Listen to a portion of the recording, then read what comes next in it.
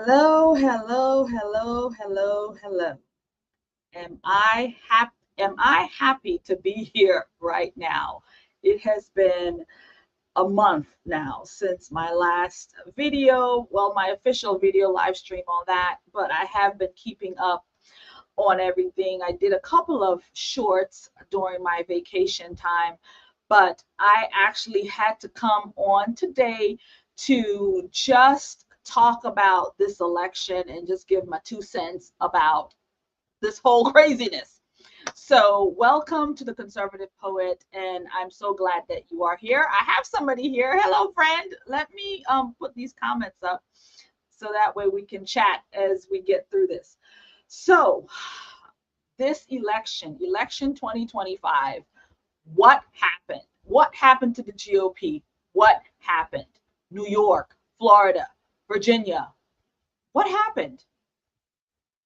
Before we go on, I would like to say that I have been, whew, I have been on the ground doing this work for quite some time. And this is the first election that I have to say that I was not involved. This is the very first election that I have not been on the ground doing the work in years. I am literally physically exhausted with just all of the work that I've done over the years. And so I kind of sat back this election cycle just watching what was happening. And because I have my own issues, I should say, and my own disappointments, I should say, when it comes to the Republican Party, the GOP, all of that. Like when I got into politics, I was conservative, of course. But I didn't understand like what the ground game was like. I didn't understand like the politics of politics. I just wanted to help. I just wanted to be a part of it. I just wanted to work my values and stand for my community. These are the reasons why I got in. And so with that, all of that, I got involved. I got involved in local elections. I got involved with, all of the groups. I got involved. And for years, I was literally tied up in this thing for years. But this past year, I sort of took a break, from it. I was still very involved, but not as handsy, not as many events. And I just wanted to see some things. At first, parts of it was for me was that I was actually testing the waters because I had some intentions of perhaps running for a seat in my community. And so I had to like really look at the GOP, look at the landscape of the politics in my community to see if this is something that I really wanted to do. And as I went through the process of attempting to do this, I started to realize, yeah, these people don't really have your back. These people don't really have your back. And I was like, wow, as many elections as I've worked, but for me to be the person on the other side of that, it was just like, man, this is a bit tough. It's tough. And so I kind of pulled myself to the side and just started to watch the community, to watch the MAGA players, if you will, to see how this thing would go. And unfortunately, it didn't go very good. And so I kind of put myself to the side to just watch everything. And so that's what happened this election cycle is I just sort of was watching everything. I didn't take on a campaign. I didn't work for anybody. I didn't volunteer. I did not knock on not one door, okay, this cycle. And I just was watching to see how it all would go. And so they didn't disappoint because GOP, they stand for what they stand for. We had no strong candidates in the elections that happened in my neck of the woods, so Orange County. We had no really strong candidates. We had one candidate for Orange County Commissioner. He's been actually in office since 2012, and now he's been unseated by a Democrat. And everybody in all the other races were Democrats. We had no Republicans in any of them outside of the one I just talked about. And so we had no dogs in the fights. And so I actually want to pull up to just show you real quick some of the things that happened in my neck of the woods this past election, or yesterday, I should say. That's not it. This is what I want. I want to remove you. See, I have to still remove you, and I want to add you. Yeah. Okay, so this is what happened in my area. Orange County City Commissioner Jim Gray, he lost his seat, District 1, to the challenger, Tom Keene. And Tom Keene did a stint not too long ago. He ran for a state house seat he wanted, and then he got ousted again by Erica Kirk. So now he's got himself a new seat. And so the Republican in that seat, the only lasting Republican, is now out. So now we have no Republicans on the Orlando commissioner's seat. There's none. We had another one who's turned coat now because he may be running for mayor of Orlando at some point. So he changed parties. Anyway, so District 3 race is going into a runoff. And this race, actually, District 3, we had a young man, really strong young guy who was, I think, was like 24 years old, who ran in this race. His numbers were decent. It wasn't terrible. So congratulations to him, Christopher. He did a really great job.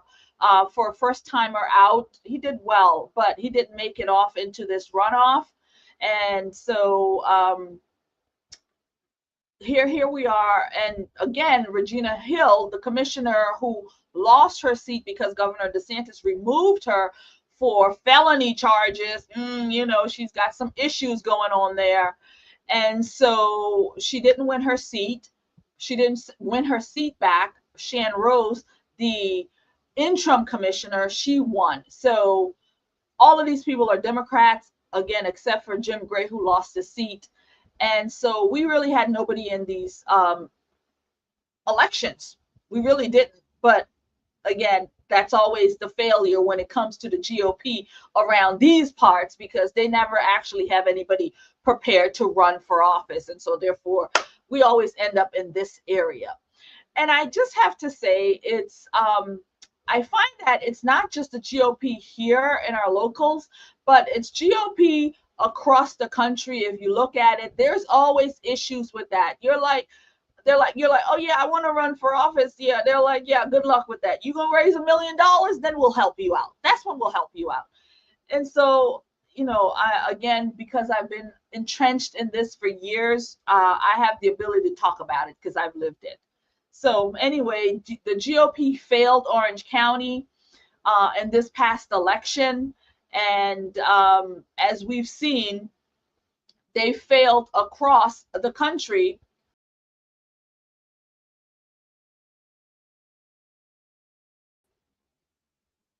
They failed across the country when it comes to all of the other races. So I wanted to get my neck of the woods out of the way first, the failings of the GOP in my neck of the woods. So now let's move on to the failings of the GOP across the country. So we will start with New Jersey, because that is the next closest to me. So I was in New Jersey the last 2 weeks ago. That's where I went. I went on vacation, celebrated my birthday, saw family and some friends and all of these things. So while I was in Jersey, I was able to see this gentleman's, he had a really, really good ground game. He had signs everywhere I went. How do you say his name? Chettarelli. He was everywhere. I never saw this woman, Mikey, signs anywhere, but I wasn't really, looking at any of that, but I saw him. He dominated the area that I was in. I was like, okay, this guy's got some support. And so now following, what's happening with him, I was literally shocked because the polls were saying, yeah, this guy's got a shot. We might take it. We might take it. And I was like, okay, great, good. Yeah, didn't happen. Look at the numbers. I mean, this is like halfway. Look at these numbers. Like, what happened? We know that New Jersey is a liberal state, but man, we thought for sure it was turning. And the pressless, he was out there working his little fingers to death trying to get this guy elected, trying to turn it red, and it did not happen. More failings of the GOP.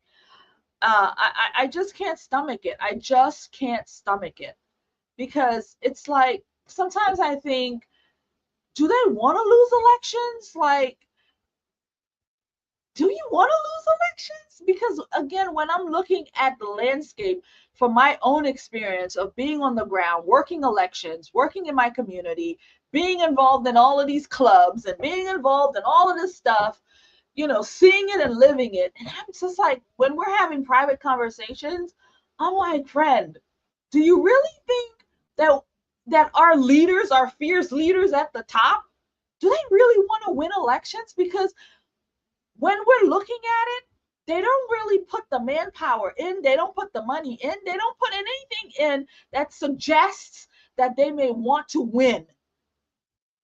And I mean, look at this. We just won big in 2024, like just not even a year ago. We won big. How is it that these are the kind of numbers that's being pulled out right now? How is it that these are the kind of numbers that we're seeing? I mean, it's insanity. It just tells you once again, we were not prepared for this election. Newsflash, Amania, we're never prepared for these elections. And the midterms is going to tell us just the same. We're going to have the same luck when it comes to the midterms. We're going to get into that in a little bit. So yeah, so this Jersey governor's race, we did not win. This was the only one that the polls told us that we just might have a shot at, but we did not have a shot of it. I mean, look at the VAT. This 38%. This woman got 62%. It was just a blowout. A sweep is what this was. Then I'd like for us to move. I actually have a short clipping of this very one I'd like to just talk about really, really quickly. And we'll put that on the screen for now. Just a quick short video about HQ is projecting right now, a big one, here we go, that Mikey Sherrill is the winner of the New Jersey governor's race, and that is what these numbers we're seeing play out in real time. 27%, as well as the Associated Press reporting Mikey Sherrill is the winner here in the race for New Jersey governor, with 61% of the vote to Jack Ciattarelli's 38%. There's a difference right now of 207,000 votes. But this is big right here at the half hour, right after the polls closed. We are declaring Mikey Sherrill the winner of the governor's race in New Jersey. This was a razor-tight poll that we had, and many expected this to not be called tonight, and here we are 30 minutes in, and a lot of it, to what Dan was saying, had to do with those early voting numbers that we saw come in heavily for Mikey Sherrill. We're going to talk to... Why are we never surprised? Those early, those vote-in ballots, those vote-in ballots, those early voting ballots, they start voting a month out. No way for people to do shenanigans, right? It's always those mail-in ballots that does it. And it's always in favor of Democrats. So this is how she won, and this is how all of them win these elections, these mail-in ballots. So Jersey has failed us, or the GOP has failed us, so we lost this one. And I'm not surprised, because we're never prepared. Ever prepared. The GOP is never ever prepared unless you have money, like a Byron Donalds, you know, who they're going to put money behind, who has those resources. Unless you're somebody like that, outside of that, they're not looking to help. Not really. Just telling y'all what I know. Insider information. I'm just telling y'all what I know.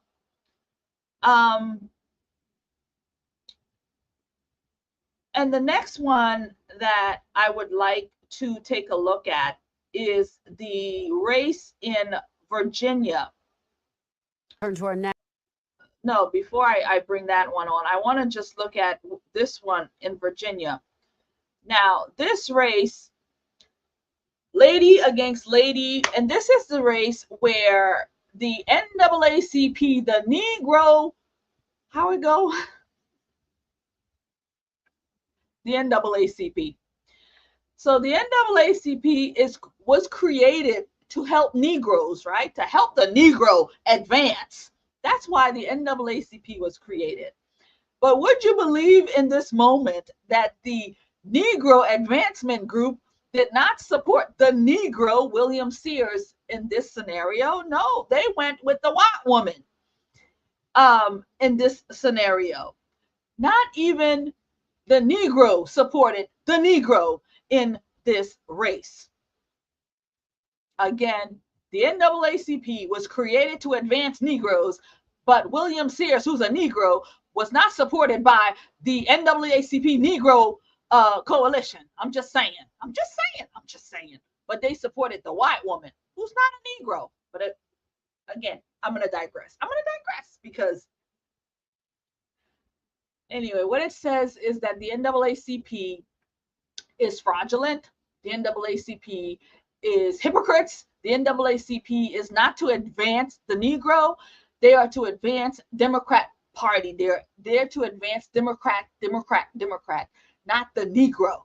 And by the way, I've said it before in many videos prior, they really should be thinking about changing their name from Advancements of the Colored People. They really should be looking to change their name in this point, because again, they went to support not a Negro woman. Here you have it, the white woman and the Negro woman. The NAACP supports the white woman instead of the advancement of the Negro. It's insanity. But anyway, so this is what happened in Virginia. So William Earl Sears is lieutenant governor. This should have been an easy win. But it wasn't, because she lost. She lost to this person. And there was drama. There was a lot of chaos with this election, with this race.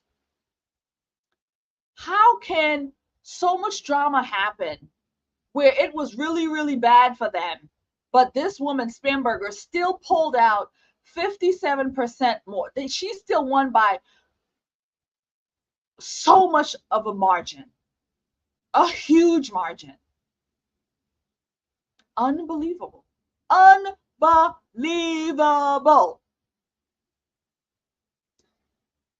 Anyway, history was made here because I believe that this Democrat Spanberger is the first female to take the role. So history was made.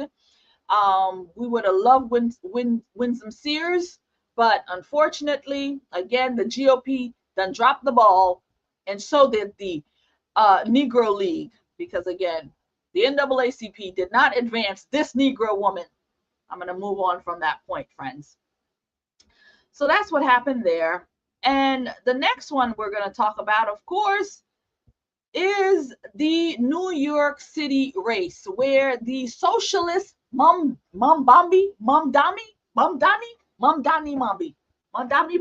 whatever, socialist, we'll just call him the socialist, where we're not surprised by this. We are not surprised at all by this, because the polls were saying that it was going to happen, and so it happened. So New York City has fallen. A lot of the YouTubers, oh, New York City has fallen, New York has fallen. So Cuomo's a criminal, right? This guy in the middle, I don't know too much about him, this Republican. But look at Mamdani's numbers. Even with the two of these combined, Mamdani's numbers is still better. The socialists, the progressives came out in droves. The AHACs, they came out in droves. And this is the guy. This is their guy, and their guy is in. So New York City has fallen. Free everything. So I'm curious to see how the citizens who are Republicans or conservatives, what are they going to do? Are they going to stay or are they going to flee? And if they do flee and they flee to Florida, please do not bring your politics, because we don't want it here in Florida. I mean, can you believe that they really voted this guy in? I mean, how does this even happen? And poor Eric Adams, I don't even know what happened to him in all of this. Oh, God, poor Eric Adams. This is a mess. Look at this. New York has fallen. This guy is a socialist progressive. And, well, you know what? I'm actually curious to see how this is all going to turn out. You know, the free grocery stores that they're going to have. How, I mean, when I lived in New Jersey, I traveled to the city, to New York a lot. And I did it via the PATH train. You couldn't catch me driving into the city. And so I'd be on the train a lot. And so I've heard over the years that it's become a literally hole, right? And it's become a mess. And so homeless is down there in the trains. People are living on the streets. I mean, it's a mess. But now it's going to be even worse, because the public transportation, he's saying, yeah, it's going to be free. So guess what? The homeless is going to be being on the buses and everything, on the trains like that. They don't have to pay. They can ride up and down and they'll live there now, because why not? You don't have to pay fare. You just be there on the buses. So I'm actually curious to see how it goes. I'm really, really curious to see, as this thing starts to really unfold, how Mamdani is really going to burn New York City down. Like, I'm literally sitting here and envisioning the fire, the flames engulfing New York City as it burned to the ground. Like, I just want to see it, because this is what people voted for.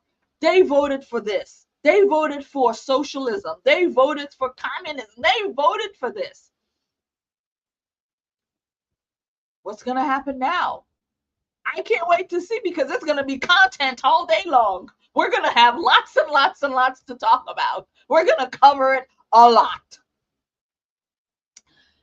So I've gotten that rant out of the way. But before I go on, I have one more that I want to talk about. And this is going to be from the Hakeem Jeffries, the leader of the Democrats. Now, he had some things to say last night, election night, and I'm going to play the video. It's a 6-minute, or we're just going to watch the whole thing, because I'm always happy to watch Hakeem Jeffries, play the piano, as he likes to tap dance around things, but this time he seemed to be, he had that Obama charm all day this time. Let's put him on so we can hear exactly what he said is going to happen in the midterms. Now is New York Representative and House Minority Leader Hakeem Jeffries. Leader Jeffries, thank you so much for joining us on this election night. Good evening. Great to be with you. It's great to have you. I'm here with my colleague, Hallie Jackson. We've got a couple of questions for you. We have to start in your home city right here of New York. You did, in the home stretch, endorse the Democratic nominee, Zohran Mamdani. As you know, President Trump endorsed Andrew Cuomo overnight. Governor Cuomo telling me today he thinks, yes, that's going to earn him a few more of the Curtis Sliwa votes. Do you think that Mamdani can have a victory tonight? Yes, Zohran's going to be the next mayor of the city of New York. He's run a relentlessly focused campaign on affordability. The cost of living is way too high in New York City, in the communities that I represent, and all across the city of New York. That, in fact, is the case we know throughout the country. And, of course, Donald Trump hasn't kept his promise to lower costs. In fact, he said he was going to lower costs on day one. Costs aren't going down. They're going up all across the country.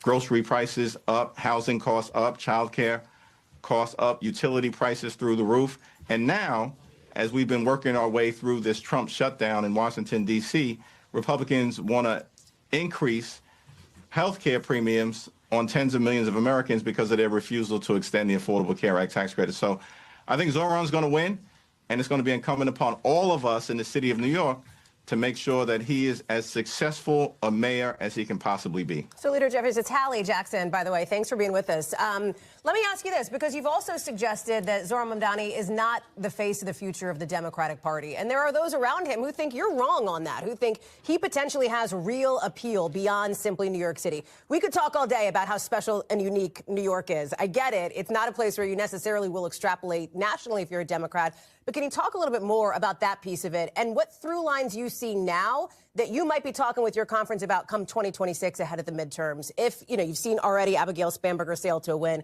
if Mamdani comes out big in New York, if Mikey Sherrill is able to pull it out in Jersey. Well, it's my expectation that Mikey Sherrill is going to be the next governor of the state of New Jersey, that we're going to win the statewide races in Pennsylvania. We're going to crush it in California. We've seen Democrats actually win statewide in Georgia. And of course, Abigail Spanberger coasted to victory. And it looks like every single Democrat on the statewide ticket in the Commonwealth of Virginia is also going to win. This is a rout for Democrats all across the country. Now, as House Democrats, what we've said from the very beginning of this year is that we need to relentlessly focus on driving down the high cost of living and fixing our broken health care system that Donald Trump and Republicans are making worse by the day. And as long as we stay on these kitchen table pocketbook issues, while, of course, addressing the extremism that Donald Trump and Republicans continue to unleash on the American people, what we're seeing tonight is going to be replicated a year from now when Democrats take back control of the House of Representatives. You think they could do the Senate as well? You just called it a rout tonight. It sounds like you think they'll flip the House. You think they could do the same for the Senate? I think the Senate is going to be a big surprise a year from now, particularly if the trend lines continue to move in our direction. Keep in mind, listen, we've won every statewide race that has been held this year, starting with the Wisconsin State Supreme Court race in April. We've won all of the high-profile special elections, beginning in a state Senate seat in Iowa in January that Donald Trump had just won a few months prior by 21 points. And so what we're seeing tonight is the culmination of something that has been building since the very beginning of the Trump presidency, which has been a complete and total failure of Republican control of government. Leader Jeffries, let me ask you, because, of course, this election night occurring against the backdrop of what is poised to be the longest government shutdown now in U.S. history. There has been some discussion that lawmakers, the Senate in particular, getting closer to a potential off-ramp. At this hour, are you optimistic that you will be able to end this government shutdown this week?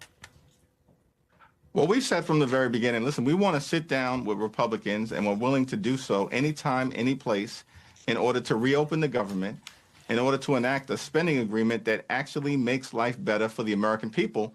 But at the same time, we have to decisively address the Republican health care crisis. We've also said as House Democrats that we will evaluate in good faith anything that is bipartisan that emerges from the Senate. Part of the problem that we've confronted over the last 35 days, Donald Trump has spent more time on the golf course than he has in talking with Democrats who represent half the country. He's completely and totally disinterested in reopening the government that he shut down. In fact, he's trying to weaponize starvation, breaking the law, withholding SNAP benefits, can't find a dime to extend the Affordable Care Act tax credits, while at the same period of time can find $40 billion to bail out a right-wing wannabe dictator in Argentina. This is extraordinary stuff. And the American people are rejecting it. They know the country is moving in the wrong direction. So I'm hopeful that Senate Republicans will come to their senses sooner rather than later and sit down to negotiate a bipartisan path forward. All right. Leader Jeffries, thank you so much for your time tonight. We really appreciate it. We think. So, Hakeem Jeffries, what can I say? We just watched Democrats sweep elections across this country. And we're talking, local all the way to the governor's elections. And he's right. Something is happening. The people are speaking. The people who just put Donald Trump in not even a year ago have shifted. And Democrats are leading the way. They are winning elections. So what do you think is going to happen in the midterms? So, for example, in my neck of the woods, Maxwell Frost, our guy, the Democrat kid, the Gen Zer, progressive liberal, right? You would think perhaps the GOP would have a candidate to go up against him. They don't have any. There's nobody going up against him. So what do you think is going to happen in this area come the midterms? He's going to stroll right back into office, right? And in other parts of the country, the midterms come every 2 years. And every 2 years, there's nobody prepped to take on any of these socialists. Every 2 years, these races happen. And there's never anybody prepared to take down the other side. And I am sick of it, because I tell you, friends, I've watched it up close and personal. And right now, I am taking a back seat to all of it. I'm not really working elections. I'm just going to be out here on YouTube, in these YouTube streets, talking about it, because frankly, I am exhausted with putting blood, sweating tears into elections and getting nowhere. Outside from people like getting Donald Trump in. Outside of that, we've got no wins on our side. Not really. No wins. And with a win like the one we just gave to Donald Trump, like the one Donald Trump got into this office once again in 2024, and we're talking less than a year later, the coalition is falling apart. We're not even winning elections. We were beaten in this election. And as we come into the midterms, we're going to get beat. It's going to be a blue wave. It's going to be a blue wave. Why? Because the GOP continue to fail us. That's why. They don't have strong candidates. And some of the funny things is, there's areas where they are already winning. These areas are already red. Sure, you put a little bit of money in it to just maintain. They should be focusing on the areas that they can't win and planting seeds, farming, preparing. No, they don't do that. They just sit around and do nothing. And then elections come and we lose. That's what happens. That's what happened last election, outside of Donald Trump, of course. That's what happened in the midterms last time. Red wave never came, right? No red wave coming. We lost. And what do you think is going to happen in 2026? Hakeem Jeffries just told you they're preparing for a blue wave. They're preparing to win. I mean, look at what just happened yesterday. Look at what just happened yesterday. Mamdani, socialist, New York City mayor. Socialist woman, governor of New Jersey. Socialist woman, governor of Virginia. That's what happened yesterday. They're paving the way, friends, for 2026. They're paving the way. And I'm going to sit back, watch it, and I'm just going to make content on top of it. I am done. And I want you to see, I'm going to play a video. It's a collage of some of my works over the years. And it's part of my membership club, which I'm going to be switching around because now that I'm no longer going to meetings the way I do and meeting all of these people, I'll have to change my model. But I want to show that because it shows my story of being on the ground at the rallies, at the meetings, at this, at that, sign waving on the corner. You name it, I've done it. And I'm exhausted. I'm exhausted. You put blood, sweat, and tears into these races, and you get nothing out of it because we don't get the help that we really need. Look at these elections that I've worked. And I'm sitting back and I'm looking at it. If we had a little bit of help, maybe we could have really given it to the other guy. No, none of that. I'm going to play this just because I want to just show that, you know, I'm not just out here on YouTube talking. I'm out there I'm out there on the streets in the community doing it. And I'm exhausted from this fight. I really am.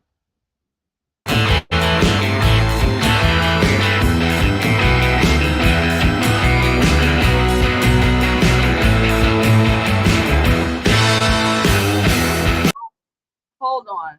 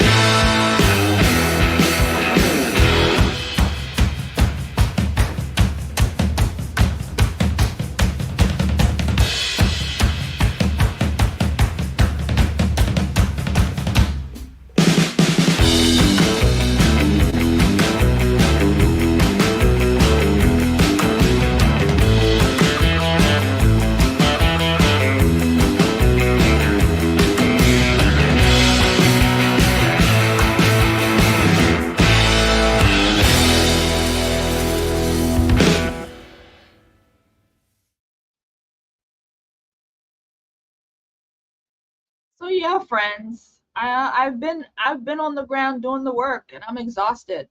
And so I took a back seat with this election, and I just was watching from afar. And I'm gonna continue to do that. I don't know what the future holds when it comes to me and local elections, but it's exhausting when you pour your heart and soul into stuff for your community. And it's hard. It's hard. Somebody says, yeah, almost no one I voted for statewide or locally won. It was a huge bummer. Yes, Dragonfly. Yeah, it's a huge bummer. And I'm exhausted with it. I mean, I've been at this thing for years. I've been at it for years and years. And every year, I'm on a campaign. Every election, I'm on a campaign. I'm working. I'm pushing. I'm doing it. Our guys gotta win. And I always have tunnel vision because I'm always like, we can win. We can win. We just have to. Here's our ground game. We can win. And then it's like you get there, and then election day come, and the numbers come out. You're like, dude, man. We got our ass handed to us, right? That's what it's usually like. And sometimes we don't even have a person in the race. That's what really bugs me. Is that sometimes we don't even have a Republican or a conservative in these races. The Democrats literally sachets themselves into the seat. And I'm thinking of a particular seat right now, which was the Senate seat, where Carlos Guillermo Smith is now the senator. This guy had no competition. No Democrat challenged him. No Republican challenged him. He was calling himself senator-elect before there was even an election. That's how horrible it gets. And I'm sick of it. I'm sick of it. Anyway, I'm getting hot under these lights. So I think we might just have to wrap it up. But I'm officially still on vacation. I'm getting off, but I just really wanted to come on and address this election because I couldn't not say anything in this moment. So I just wanted to do that. But I will be officially coming back to work. I say next week. And I'm preparing. I'm going to be doing a lot of different things here on the channel. We're going to have lots of new things coming. We're going to have new things coming. That's all I want to say. We're going to have new things coming. And I want to prepare and have a good kickoff in January. So right now I'm doing all of the back work to get that situated because we're going to do a lot of different things here. And I'm going to focus not so much on the political talks, but I'm going to do more spiritual work here. I'm going to do maybe some more cultural work here, not just so partisan, MAGA, you know, because in this moment, I'm very disappointed in some of the things that I'm seeing in the administration. Have to say, you know, I love President Trump and I love, you know, some things, but there's some things I'm seeing. I'm just like, friend, what happened? What happened with Epstein? Like, what happened? I'm just saying. Anyway, so we're going to talk a lot more culture on here. And man, I'm like really sweating.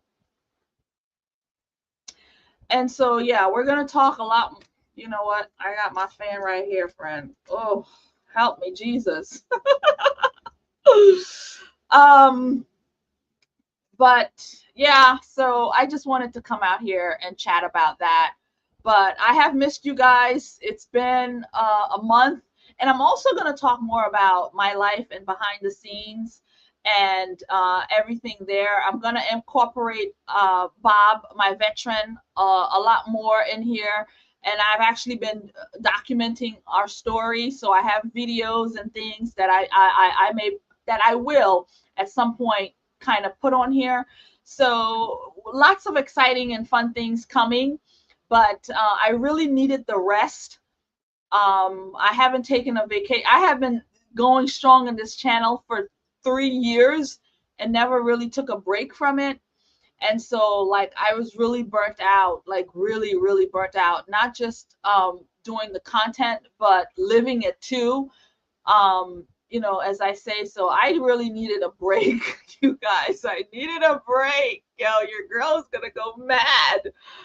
But I'm glad. But I miss it though. I miss it. I really miss having these conversations. So we're gonna come back full force, and I will see you guys in another one. And I will continue to just do updates on our shorts, so that way, just throw my 2 cents in those 3-minute shorts. But I'm really, really happy that I was able to come on tonight. And this was really, really impromptu. I was just like, man, I gotta get on here. I gotta talk about this election. I gotta say my 2 cents on this thing. So, but man, it's such a disgrace. It's a failing to see how we could be beaten in this way when less than a year ago it was MAGA. We were putting Trump in. We were doing this thing. And today, the Democrats are winning. We've got a socialist for the mayor of New York City. Like, what happened? Anyway, I'm going to go. Thank you very much for coming in.